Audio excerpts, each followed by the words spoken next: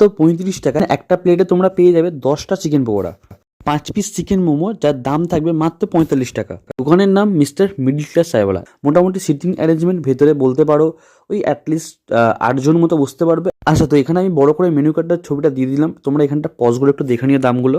তো ফার্স্ট আমরা অর্ডার করেছিলাম 1 প্লেট চিকেন পপকর্ন, যেটা 10 পিস ছিল, দাম নিয়েছিল 35 টাকা।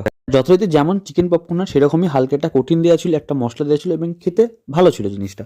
আচ্ছা, তারপর আমরা অর্ডার করেছিলাম 1 প্লেট চিকেন পকোড়া, যাতে 10 পিস চিকেন পকোড়া ছিল এবং তার দামও নিয়েছিল মাত্র 35 টাকা। পুরোটা চিকেন ছিল, বাদই দাও, হালকা কোটিংয়ের ব্যাপার। আর যদি তোমরা টেস্টের কথা বলি, তো চিকেন পপকর্নটার থেকে আমার চিকেন পকোড়াটা বেশ ভালো লেগেছে।